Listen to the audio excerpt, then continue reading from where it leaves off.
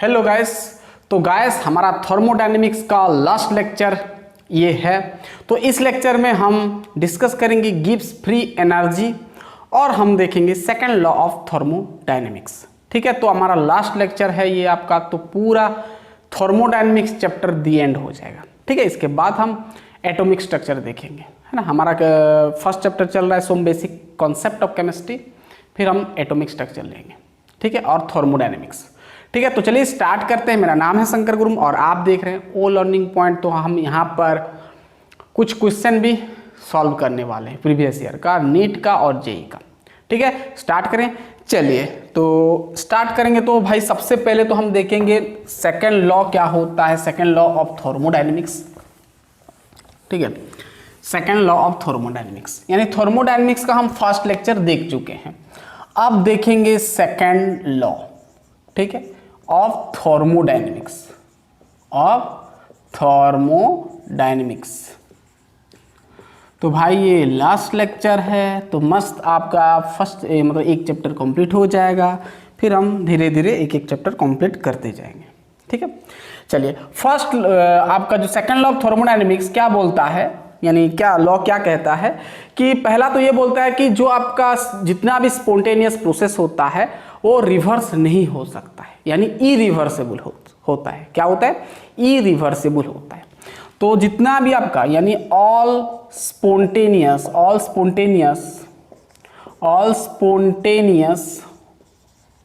Process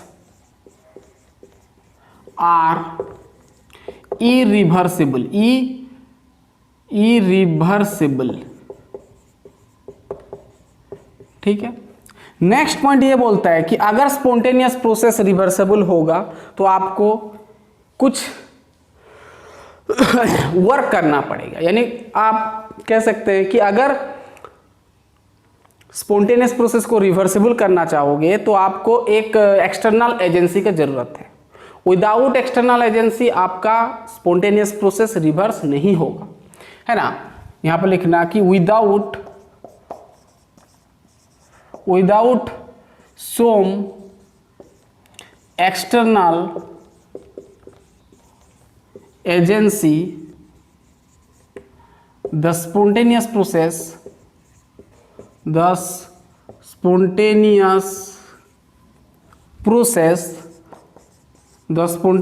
process can't be reversible, reverse। ठीक है, यानी आप विदाउट सम एक्सटर्नल एजेंसी, यानी कुछ आप एक्सटर्नल एजेंसी अगर नहीं देते हो रिएक्शन में तो आपका वो स्पॉन्टेनियस प्रोसेस आपका रिवर्स नहीं होगा। ठीक है, एक्सटर्नल एजेंसी मतलब आप कुछ बाहर से अगर कुछ वर्क करते हो, कुछ काम करके अगर जबरदस्ती उसको आप रिवर्स बना सकते हो, एक्सटर्नल एजेंसी आपको देना पड़ेगा, है ना, जो कि हम मतलब नेचर के खिलाफ आपको करना पड़ेगा, है ना। चलिए नेक्स्ट ये बोलता है कि जो आपका स्पॉन्टेनियस प्रोसेस, ध्यान सुनना, जो स्पॉन्टेनियस प्रोसेस होता है उसका टोटल एंट्रोपी चेंज क्या होता है? पॉजिटिव होता है। यानी सीधा सीधा ये बोलता है जो भी आपका मतलब ऑल स्पॉन्टेनियस प्रोसेस लिख सकते हो, ऑल स्पॉन्टेनियस प्रोसेस इन लिखो, in all spontaneous process the total entropy change, देखो टोटल बोला है मतलब आपका सिस्टम और सराउंडिंग दोनों का, है ना, वो ईच क्या हो जाएगा? पॉजिटिव होगा, ये बोल रहे हैं।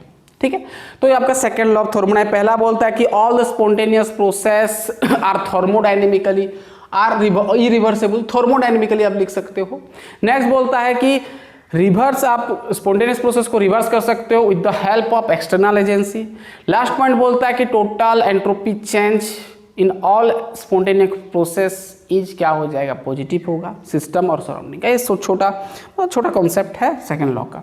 चलिए अब हम आगे बात करेंगे गिब्स फ्री एनर्जी के बारे में। यहाँ से आपको मेन चीज आपको मिलेगा। ठीक है, चलिए अब हम हेडिंग डालेंगे Gibbs free energy, Gibbs free energy, और गिब्स एनर्जी भी कहो। देखो गिब्स फ्री एनर्जी को हम डिनोट करते हैं किसमें ना, जी में, कैपिटल जी में।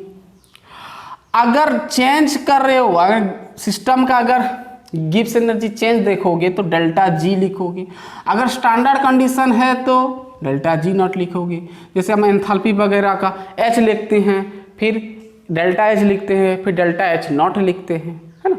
उसी प्रकार तो गिब्स फ्री एनर्जी क्या बोलता है, सिंपल बोलता है कि गिब्स फ्री एनर्जी बराबर होता है T minus H, T minus sorry H minus T S. ये सिंपल एक इक्वेशन देता है गिब्स फ्री एनर्जी। इसको हम बोलते हैं गिब्स इक्वेशन बोलते हैं। क्या बोलते हैं, गिब्स इक्वेशन।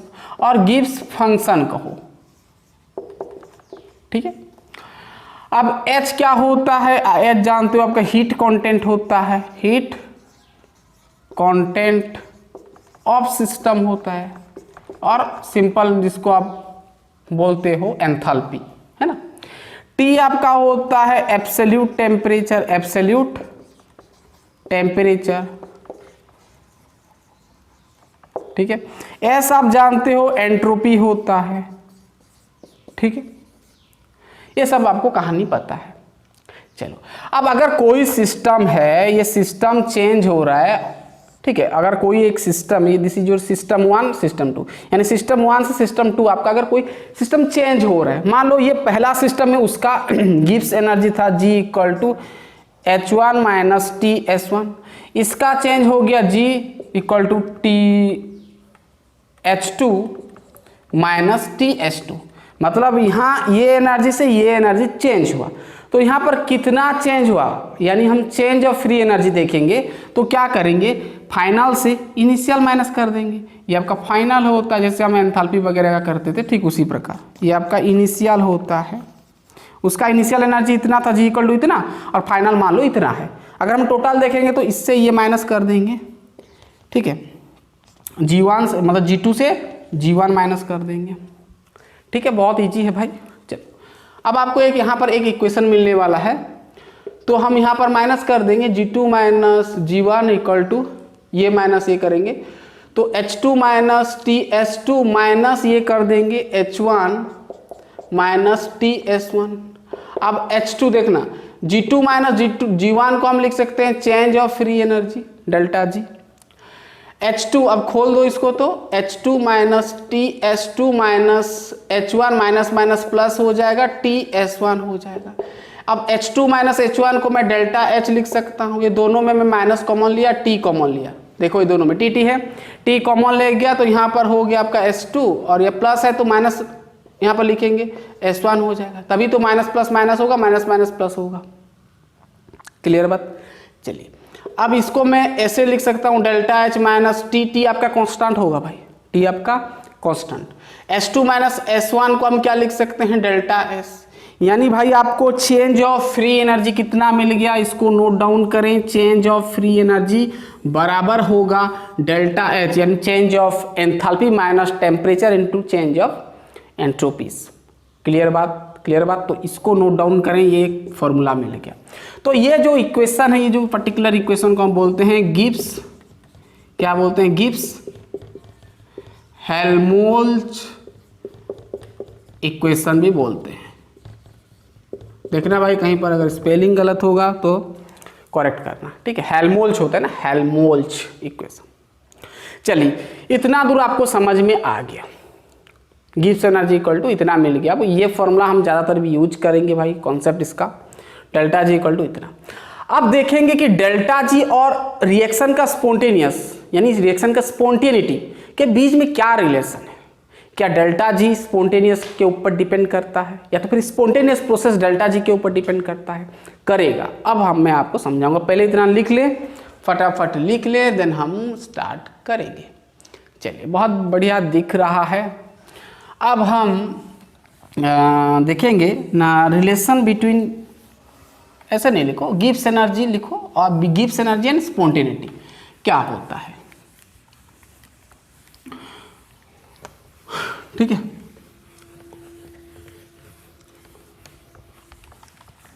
देखना अब हम देखेंगे गिब्स एनर्जी एंड स्पॉन्टेनिटी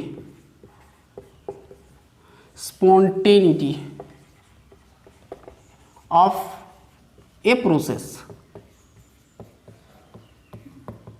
ठीक है, अब देखेंगे Gibbs energy and spontaneity of a process क्या होता है, दोनों में देखेंगे कहानी। चलिए, इसके लिए मान लो कोई आपके पास एक नॉट आइसोलेटेड सिस्टम है, नॉट आइसोलेटेड सिस्टम है, ये आइसोलेटेड नहीं है। ठीक है, ओपन हो सकता है या फिर क्लोज सिस्टम हो सकता है।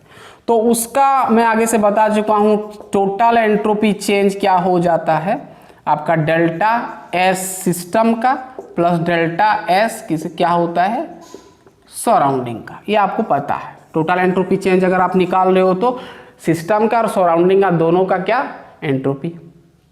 ठीक है, मान लो आपके पास कोई एक रिएक्शन है जहां जो आपका प्रोडक्ट से क्या रिएक्टेंट से क्या बना रहा है, प्रोडक्ट बन रहा है। अब मान लो ये रिएक्शन में टेम्परेचर और प्रेशर को कांस्टेंट रख देता हूं। इफ, ध्यान सुना, if the reaction is carried out at constant temperature and pressure and ध्यान सुनना, and heat equal to delta H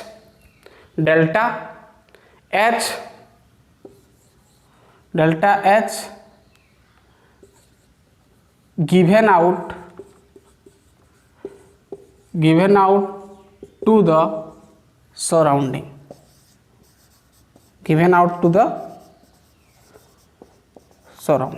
यानी हीट आपका क्या हो रहा है, सराउंडिंग से हीट आपका जा रहा है, यानी हीट लॉस्ट हो रहा है ये रिएक्शन में। तो क्या मैं यहाँ पर डेल्टा एस सराउंडिंग, ध्यान दो, डेल्टा एस सराउंडिंग जगह पर माइनस क्यू बाई टी लिख सकता हूं। वैसे हम जानते हैं चेंज ऑफ एंट्रोपी क्या फॉर्मूला होता है, क्यू बाई टी। तो माइनस क्या इंडिकेट कर रहा है कि हीट आपका क्या हो रहा है, लॉस्ट हो रहा है, हीट आपका लॉस्ट हो रहा है।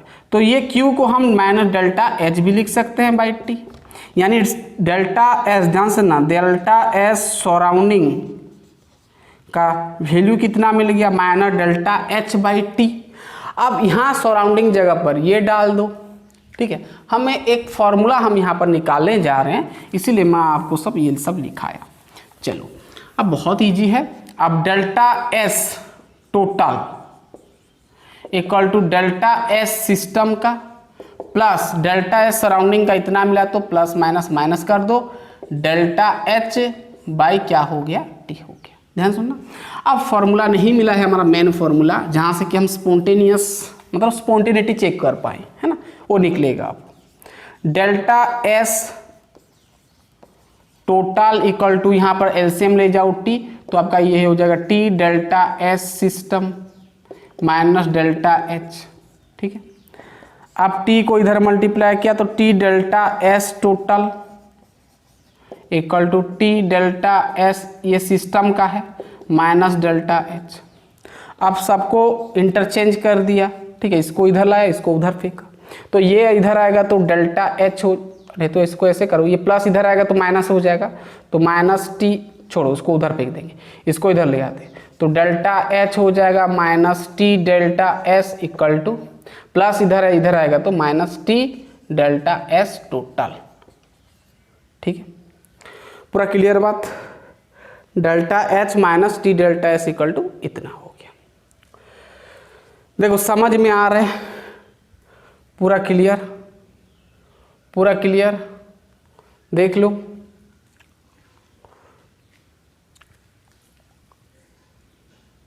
पूरा समझ में आ रहा है, यानी minus T delta S equal to इतना मिल गया। ठीक है, अब देखना, तो इसको आप ऐसे भी लिख सकते हो, minus T delta S equal to delta H minus T delta S लिख सकते हो, ये लिख सकते हो। अब इसको एक इक्वेशन 1 बनाओ। ठीक है, इसको मिटा दें। चलिए, हम एक हम गिब्स एनर्जी का फॉर्मूला जानते हैं, delta G equal to delta H minus T delta S होता है ना। तो अब मैं क्या लिख सकता हूं,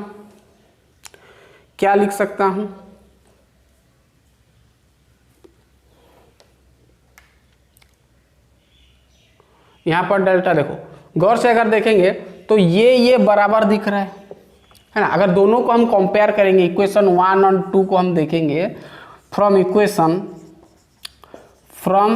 इक्वेशन 1 एंड 2 अगर हम देखेंगे, ये राइट साइड दोनों का इक्वल है तो लेफ्ट साइड भी इक्वल होगा, यानी डेल्टा जी बराबर हम लिख सकते हैं minus T delta S total है ये, ठीक है। तो हमको मिल गया डेल्टा जी किसके साथ बराबर होता है, minus T delta S total के साथ। क्लियर बात, ये मिटा दे रहा हूं, समझ में आया, बहुत ईजी है। यहीं से कहानी हमारा स्टार्ट होगा, इतना समझ में आया, इसको पूरा अच्छे से नोट करना।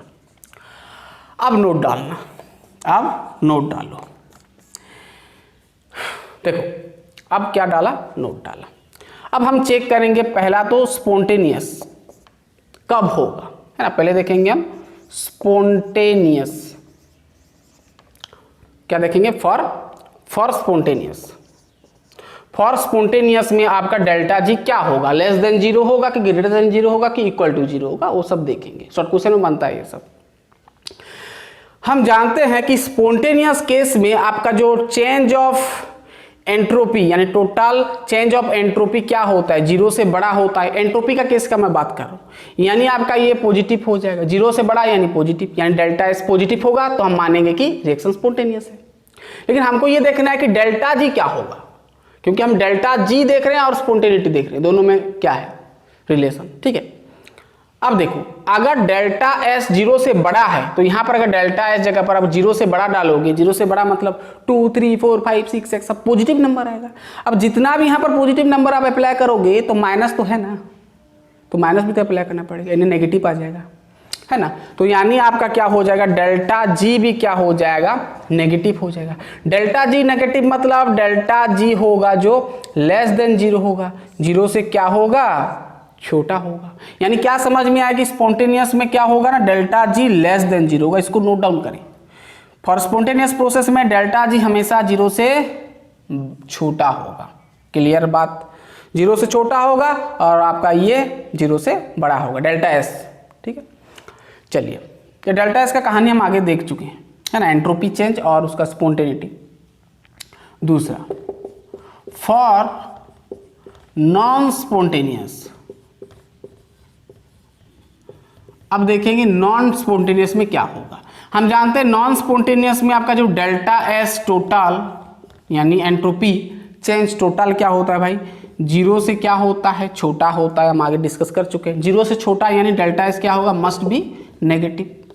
अब देखो, अगर नेगेटिव, यहाँ पर थोड़ा देखना, अगर नेगेटिव होगा तो भाई नेगेटिव नेगेटिव पॉजिटिव हो जाएगा, यानी डेल्टा जी क्या हो जाएगा, पॉजिटिव हो जाएगा, डेल्टा जी पॉजिटिव हो जाएगा।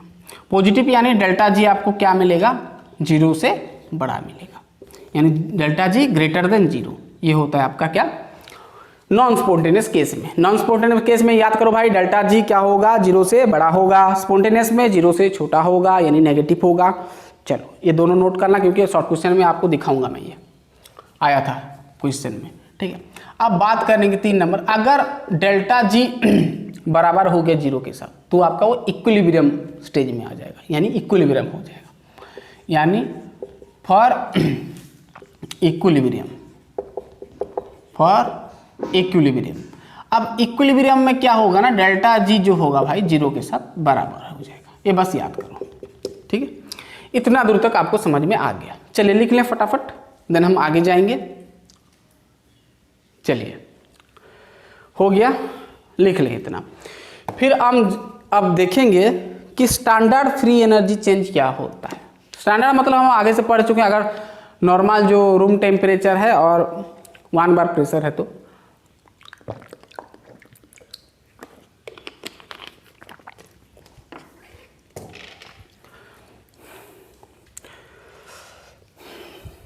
चलो, तो डेल्टा जी का फॉर्मूला क्या मिला ना, H माइनस और delta H minus T delta S, ये याद हो गया। स्पॉन्टेनियस कब होगा? 0 से जब छोटा होगा, नॉन स्पॉन्टेनियस 0 से बड़ा होगा। अब हम देखेंगे स्टैंडर्ड फ्री एनर्जी।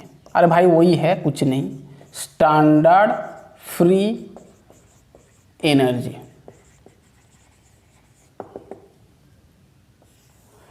ठीक है, स्टैंडर्ड फ्री एनर्जी क्या होता है? अगर टेम्परेचर आप रख देते हो 298 केल्विन और प्रेशर रख देते हो 1 बार, तो वहाँ पर जो रिएक्शन में आप ये अप्लाई करोगे, वो रिएक्शन में अगर आप गिब्स फ्री एनर्जी निकाल रहे हो तो आपका क्या निकलेगा? डेल्टा जी नॉट निकलेगा, स्टैंडर्ड कंडीशन, यानी एब्सोल्यूट फ्री एनर्जी भी कहो इसको।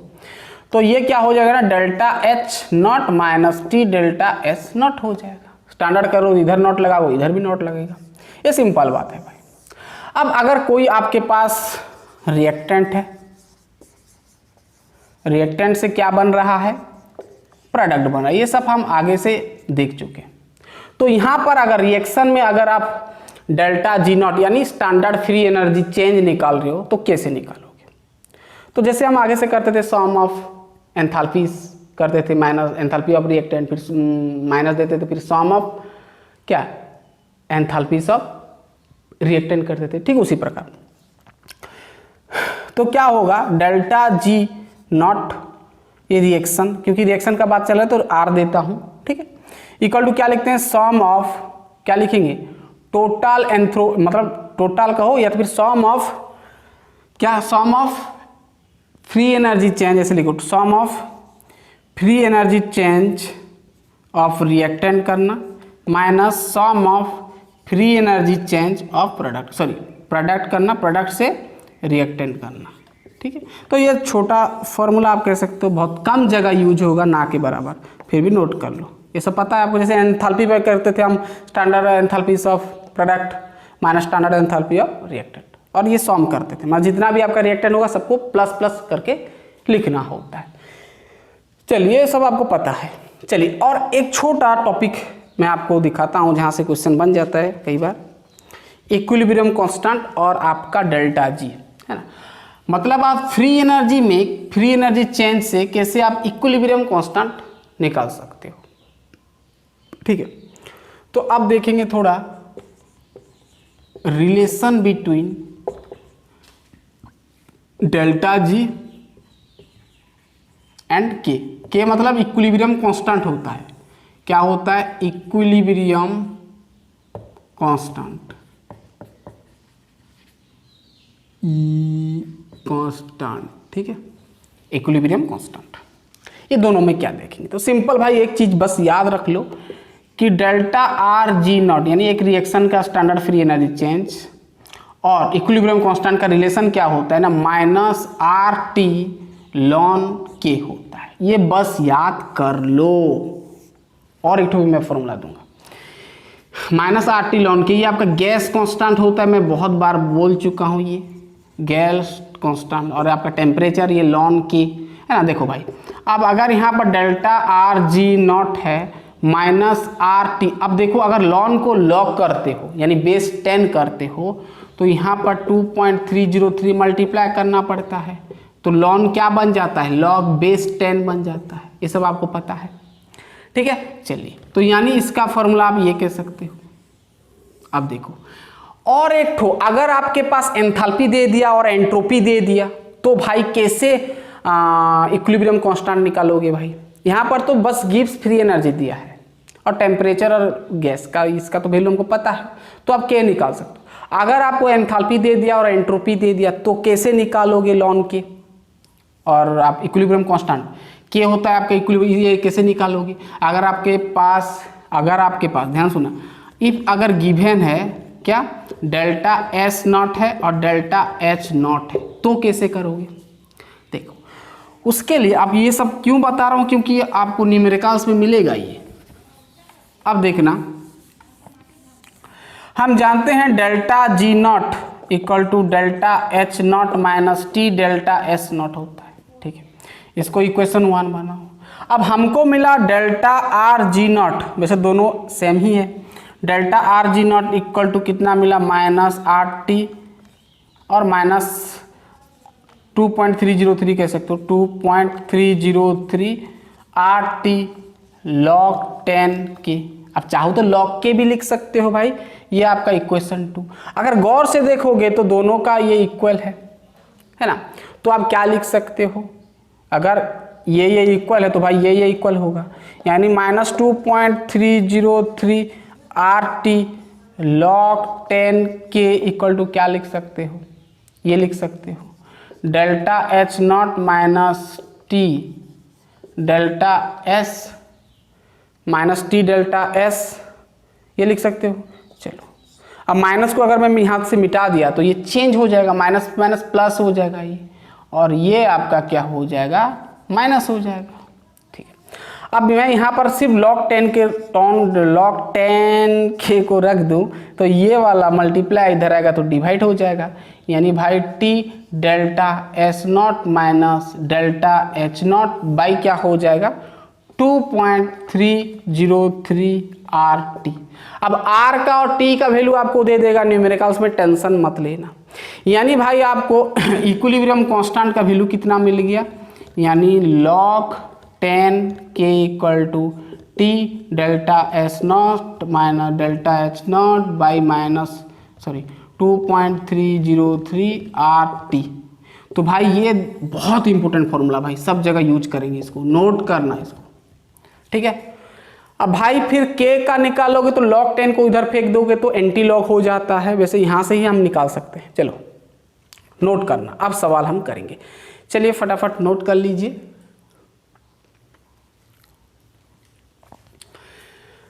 दिख रहा है, चलिए बहुत बढ़िया। अब हम सवाल लेंगे, तो भाई जितना भी मैं आपको बताया सब नोट्स डाल लें। अब मैं आपको सवाल देता हूँ। तो 10 लेक्चर हो गया भाई थर्मोडायनेमिक्स का आपका, है ना, कंप्लीट हो गया, लास्ट लेक्चर है। इसके बाद हम देखेंगे थर्मोडायनेमिक्स आपका केमिकल बॉन्डिंग है तो एटॉमिक स्ट्रक्चर लेके आएंगे। चलिए फर्स्ट क्वेश्चन नीट का, सॉरी जेई का लिखो, जेई का 2007 का आपको पूछा है लॉग बेस 10 क्या 10K का, ठीक है। एक रिएक्शन दिया आपको, ये आपका रिवर्स रिएक्शन दे दिया है, इच पूछा है, ठीक है। इसका वैल्यू पूछा है आपको, ये रिवर्स एक रिएक्शन दे दिया, और ये रिएक्शन में डेल्टा RH है ना, स्टैंडर्ड एंथैल्पी चेंज 298 केल्विन में, ठीक है, -54.07 किलो जूल पर मोल दे दिया, ठीक है, किलो जूल पर मोल। अब डेल्टा RS नॉट 298 केल्विन दे दिया, 10 जूल केल्विन पर मोल, जूल केल्विन पर मोल।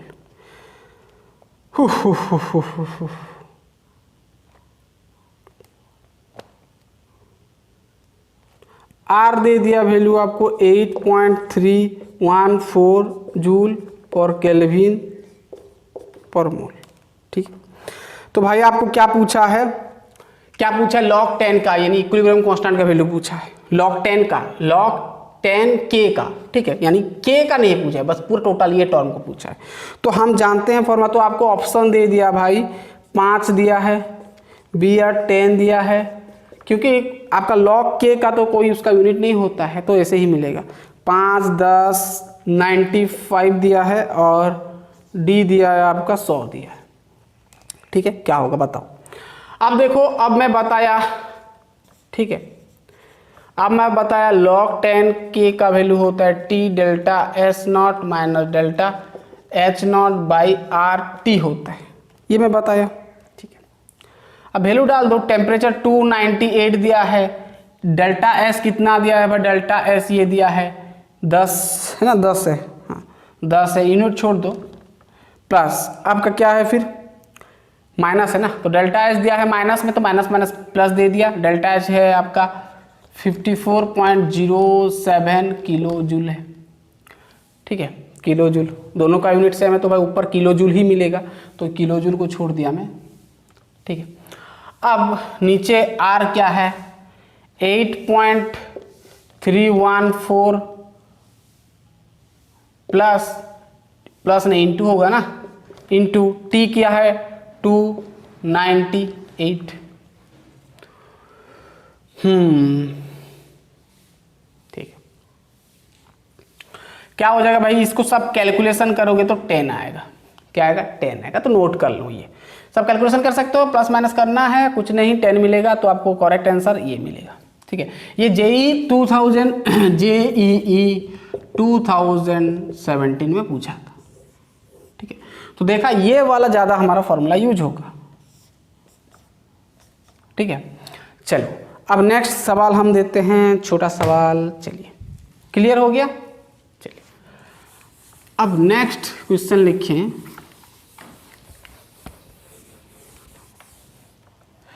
चलिए next question,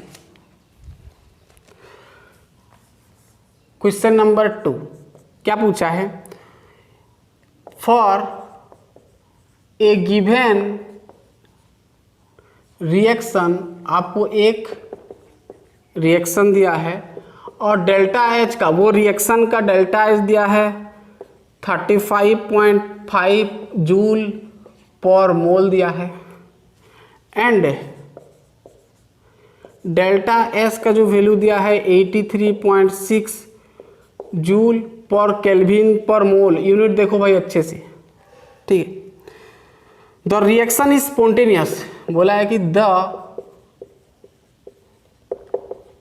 reaction is spontaneous, the reaction is spontaneous at कितना टेम्परेचर में बोला है, मतलब एक रिएक्शन कितना टेम्परेचर में स्पॉन्टेनियस होगा। बोला है टी जो होगा ग्रेटर देन 4 to 5 केल्विन होगा। बी बोला है ऑल टेम्परेचर। सी बोला है टी ग्रेटर देन 298 होगा। और डी बोला है क्या, टी जो होगा लेस देन 4 to 5 केल्विन होगा। ठीक है, अब आपको बताना है, देखो भाई आपको क्या बोला है, कोई एक रिएक्शन है, डेल्टा एच का इसका वैल्यू, डेल्टा एच का इतना वैल्यू दिया है, इतना दिया, तो बोला है कि the reaction is spontaneous at कितना टेम्परेचर में स्पॉन्टेनियस होगा बोला है। तो अगर हम स्पॉन्टेनियस देखेंगे तो भाई हमको देखना पड़ेगा डेल्टा जी, क्योंकि डेल्टा जी से हम पता लगा सकते हैं। तो डेल्टा जी का तो पहले याद रखो delta H minus T delta S होता है ये।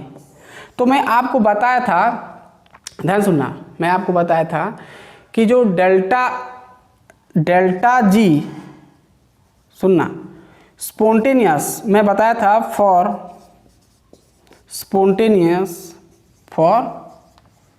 स्पॉन्टेनियस में जो डेल्टा जी होता है क्या होता है भाई, नेगेटिव होता है, तब स्पॉन्टेनियस कहलाता है नेगेटिव। क्या होता है, नेगेटिव। अब देखना डेल्टा जी यहां पर कब नेगेटिव होगा भाई, सोचो यहां पर कब आपको डेल्टा जी का वैल्यू कब नेगेटिव मिलेगा, ये दोनों को सोचो।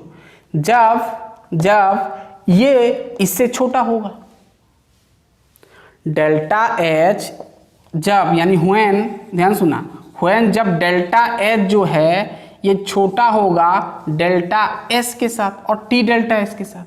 अरे भाई ये तो नेगेटिव नंबर है ना, टी डेल्टा मतलब नेगेटिव टर्म है ये, तो भाई नेगेटिव से छोटा पॉजिटिव को काटोगे तो ही नेगेटिव आपको मिलेगा ना नंबर, यानी आपको डेल्टा जी नेगेटिव मिलेगा।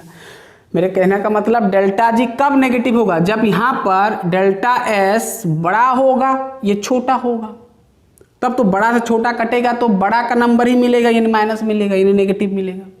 समझ में आ रहा है ना। जैसे मान लो डेल्टा एच का वैल्यू 2 है तो इसका ज़्यादा होना चाहिए, मान लो 4 आ गया तो 4 से 2 जाएगा तो -2 मिलेगा ना, तो नेगेटिव मिल गया ना, डेल्टा जी नेगेटिव मिल गया ना, डेल्टा जी नेगेटिव, वही मैं बोल रहा हूँ, यानी delta H less than T delta S होगा। अब देखना तो मैं यहाँ पर T delta S less than delta H लिख सकता हूँ, सॉरी ग्रेटर देन लिख सकता हूँ उल्टा करके। ठीक है, तो हमको यहाँ पर देखना है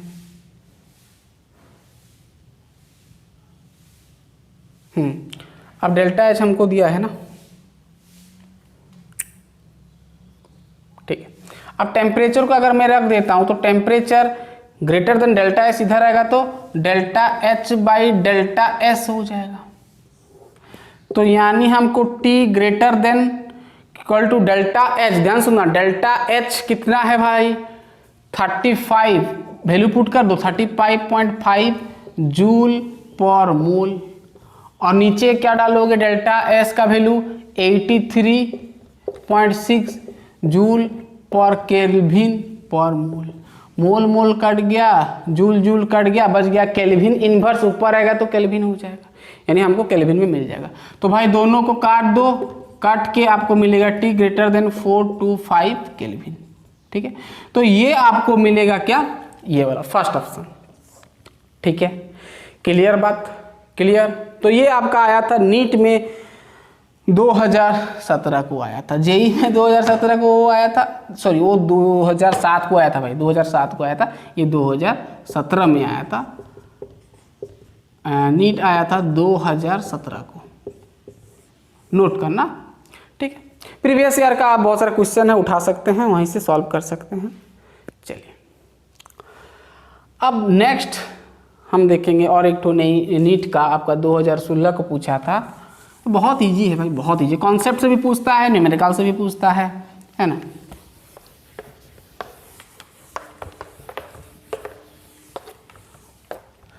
चलो आपको करेक्ट ऑप्शन चूज करना है फॉर स्पॉन्टेनियस, यानी आपको चूज करना है करेक्ट कंडीशन फॉर स्पॉन्टेनियस, ठीक है, आपको दे दिया at all temperature, at all temperature दे दिया इज फर्स्ट ऑप्शन की बोला है कि एक रिएक्शन स्पॉन्टेनियस कब होगा ना, जब delta H less greater than 0 and delta S less than 0, sorry greater than 0 लिख दो। बी ऑप्शन दिया है delta H less than 0 and delta S greater than 0। अभी भी मैं स्टार्टिंग में बताया था ये स्पॉन्टेनियस वाला, delta H less than 0 and delta S less than 0। भाई मैं 3 ठो दे रहा हूँ, चलो बताओ क्या बोला है कि choose correct condition for spontaneous eight all temperature. कोई भी टेम्परेचर में आपका स्पॉन्टेनियस प्रोसेस कब होता है आपको चूज करना है, करेक्ट कंडीशन आपको चूज करना है कि डेल्टा एच ग्रेटर देन 0 होगा और डेल्टा एस ग्रेटर देन 0 होगा, ना डेल्टा एच लेस देन 0 होगा and delta S greater than 0 होगा। तो भाई सबसे पहले तो हम जानते हैं delta G equal to negative होना चाहिए। अब हम जानते हैं कि डेल्टा जी का फॉर्मूला टी, यहीं से सब कहानी होता है भाई, यहीं से आपको बस करना है, टी डेल्टा एस होता है। अब मैं आपको बताया कि यहाँ पर नेगेटिव कब मिलेगा, जब डेल्टा एच जो होगा, डेल्टा एच जो होगा आपका क्या होगा, 0 से छोटा होना चाहिए, यानी पॉजिटिव होना चाहिए, तब तो पॉजिटिव होगा, लेकिन इससे छोटा होगा, है ना, यानी आपका पॉजिटिव नंबर होगा। नेगेटिव हो जाएगा तो भाई नेगेटिव आपको वो प्रॉब्लम हो जाएगा। डेल्टा एच क्या हो जाएगा, सॉरी नेगेटिव होना, पॉजिटिव होगा तो फिर प्रॉब्लम हो जाएगा। पॉजिटिव यहाँ पर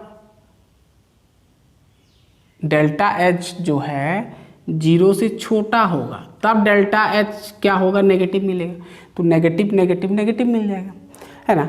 अगर डेल्टा एच 0 से छोटा होगा तो भाई डेल्टा एस ऑब्वियसली 0 से क्या होगा, डेल्टा एस क्या होगा, 0 से बड़ा होना चाहिए, क्योंकि भाई ये बड़ा होगा ये छोटा होगा, तो बड़ा से छोटा कट जाएगा तो बड़ा मिलेगा, बड़ा का ही पार्ट मिलेगा, ये नेगेटिव मिलेगा। जैसे मैं बताया 2-4 का एग्जांपल, ऐसे बहुत सारे एग्जांपल हो सकते हैं।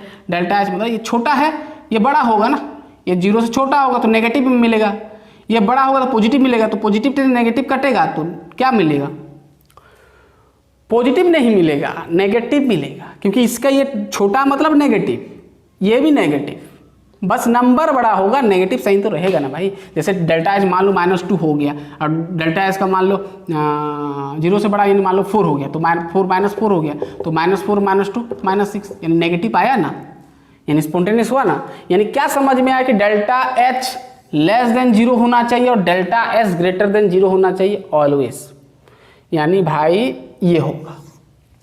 ठीक है, ये पूछा था 2016 2016 को पूछा था। 2016 को नीट में, किसमें? नीट में। क्लियर बात, बहुत इजी है।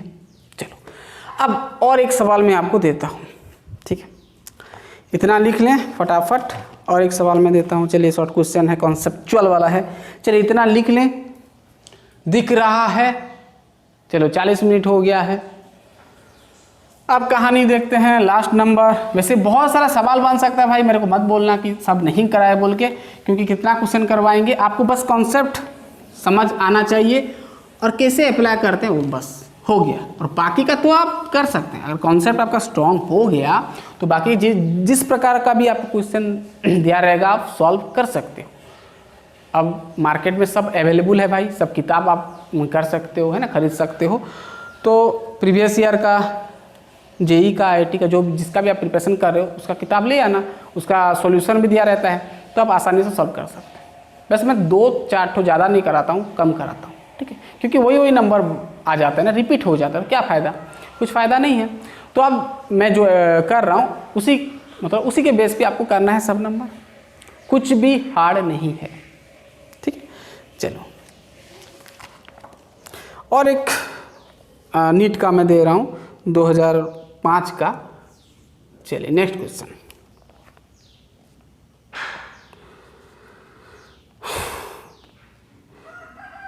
मैं शॉर्ट करके लिख रहा हूं, फॉर स्पॉन्टेनियस प्रोसेस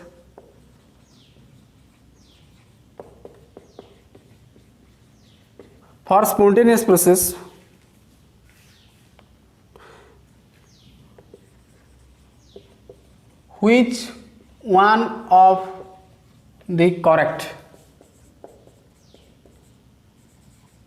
CORRECT, ठीक है, करेक्ट बोला है, ठीक है। मैं छोटा करके लिख रहा हूँ, वैसे क्वेश्चन ऐसा नहीं है नीट का 2005 को पूछा था, मैं अपने तरफ से शॉर्ट करके लिखा हूँ, ठीक है। 2005 को पूछा था ये, देखो क्या क्या ऑप्शन दिया था, मतलब स्पॉन्टेनियस प्रोसेस कब, मतलब spontaneous process which one of the for spontaneous process कब होगा। देखो पहला ऑप्शन दिया है, आपको बस ऑप्शन को देखना है, एक्सोथर्मिक एंड बोला है कि इंक्रीजिंग डिसऑर्डर,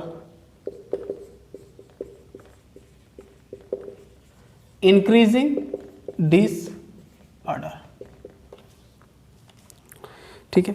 बी ऑप्शन दिया है और सेकेंड ऑप्शन दिया है एंडोथर्मिक और एक्सोथर्मिक, है ना। एक्सोथर्मिक दिया है एंड क्या दिया है, डिक्रीजिंग डिसऑर्डर।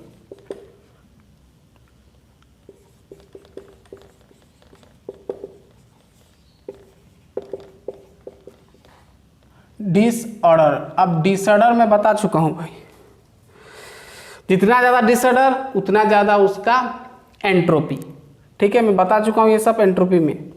अब एंडोथर्मिक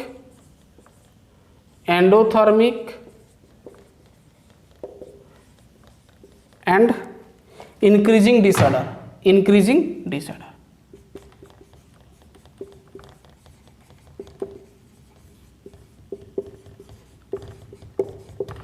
अब बताओ क्या होगा, ये होगा कि ये होगा।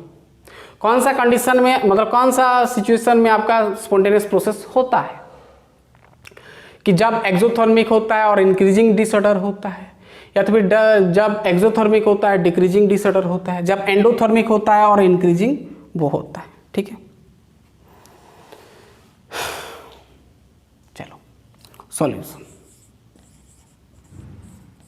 क्या होगा भाई, बताओ मुझे, बताओ पहले डेल्टा जी का फॉर्मूला क्या होता है, बताओ। डेल्टा जी का फॉर्मूला होता है delta H minus T delta S होता है। अब हम जानते हैं कि जब स्पॉन्टेनियस केस का हम बात करते हैं तो डेल्टा जी मस्ट भी क्या होता है, नेगेटिव होता है, जीरो से छोटा होता है, यानी जीरो, डेल्टा एच नेगेटिव होता है।